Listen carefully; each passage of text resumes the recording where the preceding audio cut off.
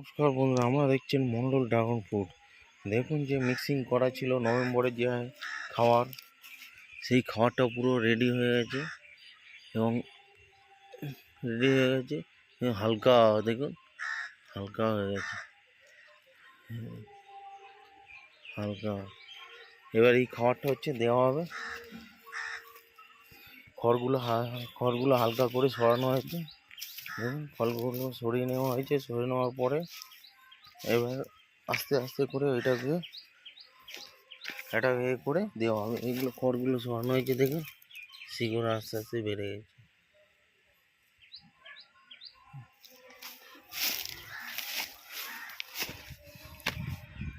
দেখুন এই নভেম্বরে খাবার দেওয়া হয়েছে। দেখুন এটা হচ্ছে নভেম্বরে খাবার দেওয়া হয়েছে গাছগুলোকে।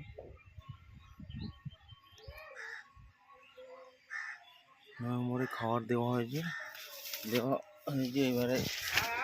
এইবারে সপ্তাহে অন্তত একদিন করে খোল পচে জল দেবেন, হালকা করে। 3 দিন পচিয়ে রেখে হালকা পাতলা জলটা দেবেন, দেখবেন গাছের গ্রোথ কেমন। এরপরে প্রচণ্ড রোদ্দুর আসবে, তার জন্য প্রস্তুতি হতে হবে। আপনাকে শেড নেট লাগাতে হবে। গরম হয়তো পড়বে মনে হচ্ছে প্রচুর পরিমাণে, তার জন্য শেড নেট রেডি করে রাখুন, বা কোনো আশপাশের দোকান থেকে কথা বলে রাখুন। এখন থেকেই জোগাড় করতে থাকুন। প্রচুর গরম পড়বে, শেড নেট দিতেই হবে। আপনার 40-এর ওপর উঠে গেলে কিন্তু গাছ পুরো খুবই শোচনীয় হয়ে পড়বে।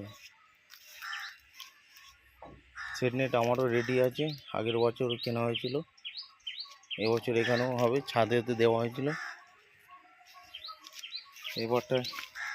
এবারে এখনও খাবার দেওয়া হয়নি, এবারে খাবার দেওয়া হবে। নভেম্বরে খাবার আপনারাও দিতে থাকুন। নভেম্বরে খাবারটা দিয়ে দেবেন।